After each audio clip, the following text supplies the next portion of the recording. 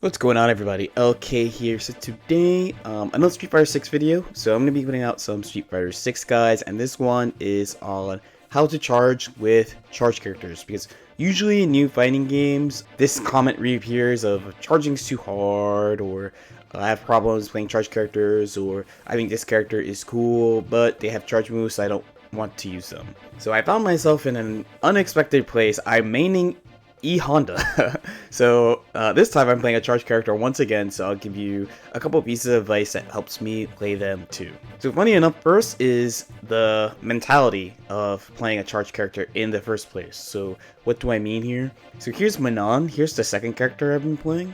And if you look at her command list here, she has moves like Manège Doré or Dégager. These moves are like quarter circles, half circles. So we have shortcuts for these move names, right? So instead of saying forward, down, back, back, they say half circle back. Instead of down, forward, they say quarter circle forward.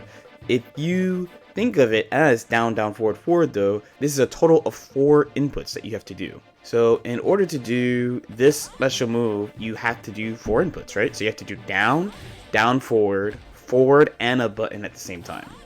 So when you think about it then charge input should be easier, because to do charge input is just hold back for a little bit and then press forward and a button. Or hold down for a little bit and up and a button. Not only is this a total of 3 inputs instead of 4, so I can sit here and go like this, or I can go like this to do his individual moves.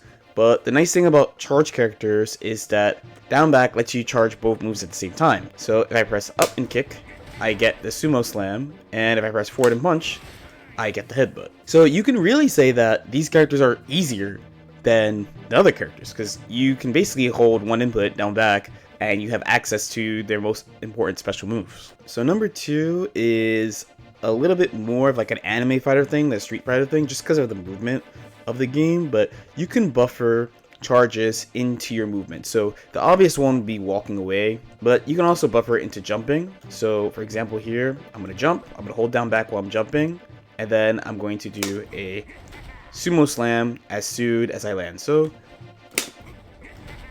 or I can even do a headbutt if I want. So in most traditional fighting games, when you move in the air by jumping forward or backward or straight up, you cannot move anymore. So if you're looking at my input reader on the left, I am jumping and holding forward, and I'm gonna hold the direction when I land too. And you can see that like I really can't change my movement until I land. So with that in mind, when you jump, you can just hold back and do it, or you can jump back and do it. This one is pretty important against charge characters, because when they're walking away from you, you know they're charging. So when they're walking towards you, straight up walking towards you, then you know they're not charging. A final basic thing that'll help you out with charge inputs is that they call them charge characters because all of the charge characters tend to have the same inputs, right? They tend to have back, forward, plus a button, and then like down, up, plus a button.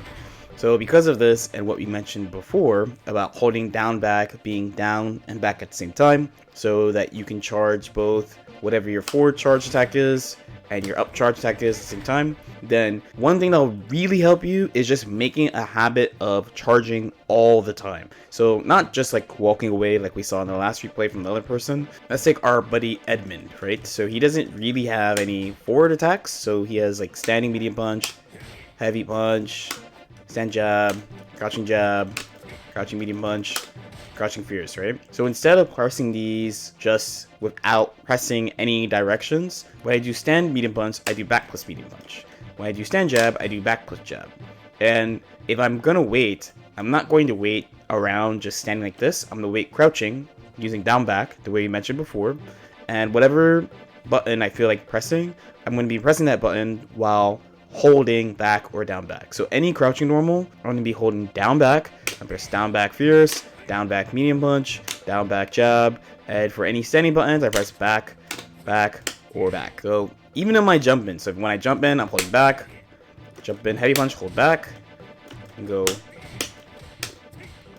All these inputs, I'm making sure I hold back. I'm making holding my charge a habit at all times. But alright, hopefully this helps. Charge characters are not as complicated as you think. I know for Street Fighter there are some like advanced charge techniques that I'm not really familiar with because I typically play more anime fighters where they don't have these type of input techniques. So I'll see if it's important first for Mr. Edmund Honda, and if it is, then I'll try to learn it and then share with you guys. As usual, if you guys have any questions or comments, definitely feel free to leave them in the comment section below. Like and subscribe if you guys feel like it, and I'll see you all next time. Peace out.